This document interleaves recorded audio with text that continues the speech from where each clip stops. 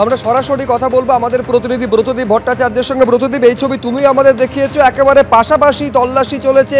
একদিকে যখন লেক মার্কেটে এই লটারির অফিসে এবং এই লটারি সংস্থার আধিকারিক লেক রোডে যার বাড়ি, সেখানেও সমানভাবে তল্লাশি চলেছে। কি কি বাজেয়াপ্ত হলো এবং এত পরিমাণে টাকা, সব থেকে বড় প্রশ্ন ব্রতদীপ এটাই, এই অফিসে এলো কিভাবে, দুর্নীতি এর সঙ্গে কিভাবে যুক্ত বলে মনে করছে ইডি?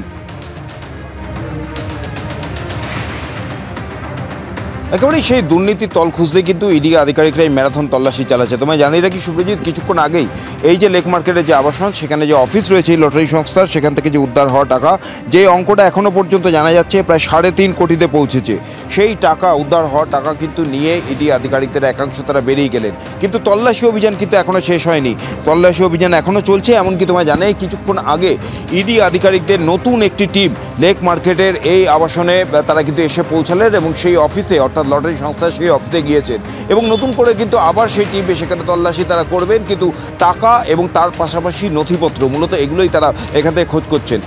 3.5 কোটি টাকা, প্রায় 3.5 কোটি টাকা এখান থেকে উদ্ধার হয়েছে।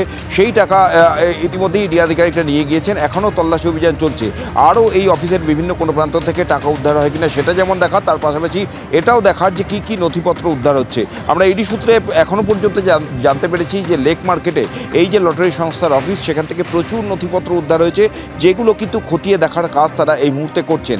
একই সঙ্গে এই সংস্থার একজন আধিকারিক, তার বাড়ি লেক রোডে, তার যে ফ্ল্যাট, সেই ফ্ল্যাটেও কিন্তু তল্লাশি অভিযান চালানো হয়েছে এবং সেখান থেকেও প্রচুর চাঞ্চল্যকর নথিপত্র তারা উদ্ধার করেছে এবং সেই সমস্ত নথিপত্রই তারা খতিয়ে দেখছেন। মূলত কোথায় কোথায় লেনদেন হয়েছে এই সংস্থার, সেগুলো যেমন খতিয়ে দেখা, তার পাশাপাশি এই সংস্থা থেকে কারা কারা লাভবান হয়েছেন সেই সংক্রান্ত নথিপত্রও কিন্তু খোঁজার চেষ্টা করছে। একেবারে নিঃসন্দেহে এই নথিতে কি রয়েছে, এবং আরেকটা তথ্য আমাদের ব্রতদীপ দিচ্ছে যে ইডির একটা নতুন টিম এবারে এখানে এসে পৌঁছেছে। অর্থাৎ তল্লাশি শেষ হয়েছে এমনটা নয়, তল্লাশি কিন্তু কন্টিনিউ করছে। কিন্তু রাজনৈতিক চাপানুতোর শুভেন্দু অধিকারী শাসক দলকে যেভাবে নিশানা করেছেন, তার পাল্টা উত্তর কুণাল ঘোষ কিভাবে দিলেন দেখুন। আমরা সাধারণ মানুষ, আমরা তো লটারির দোকানে কারুর লটারি যদি কেউ টিকিট কাটার ইচ্ছা হয়, সে একটা টিকিট কাটলো। কিন্তু যারা এই ব্যাপারে বিশেষজ্ঞ, যে বিরোধী দলনেতা, যে তার পেছনে কোথায় কত টাকা কালো টাকা থাকে, সেটা কোন রাজ্যের কোথায় এই ডিল হয়, এগুলো তো জানার জন্য এই বিষয়ে বিশেষজ্ঞ হতে হয়। যে কালো টাকা, গোপনে টাকা ঘোরানো, অন্য রাজ্যে কোথায় কোথায় ডিল হয়, তো এ ব্যাপারে যারা বিশেষজ্ঞ তাদের কাছেই তথ্য থাকবে। তো বিরোধী দলনেতা যখন দাবি করছেন তিনি বিশেষজ্ঞ, তার কাছে এই সমস্ত কালো টাকা, টাকা ঘোরানো, অন্য রাজ্য, এই সব বিস্তারিত আছে, তাহলে এইভাবে বাইরে কথা না বলে তো তিনি অফিসিয়ালি তিনি গিয়ে একটা লিখিত স্টেটমেন্ট দিন না, তিনি এজেন্সির কাছে যান, এজেন্সিকে গিয়ে বলুন এ ব্যাপারে আমার অগাধ জ্ঞান এবং তথ্য ভাণ্ডার, আমি এটা উইটনেস হিসেবে আসতে চাই এবং আমি লিখিত স্টেটমেন্ট, আমার স্টেটমেন্ট রেকর্ড করুন, তো মিটে যায়। তো অকারণ এইসব হাওয়ায় হাওয়ায় গল্প ছেড়ে বাজার গরম করে কোনো লাভ আছে? 3 কোটি না, আমার কাছ থেকে শুনবেন 9 কোটি হয়ে গেছে, গণনা শেষ হয়নি, কম্পিটিশন চলছে, অপাপার্থকে হারাবে কিনা।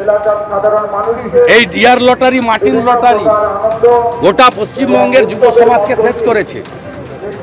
আমি 3 বছর ধরে সবাইকে বুঝিয়েছি যে সোল্ড টিকিটে লটারি লাগে না, আনসোল্ড টিকিটে লটারি লাগে।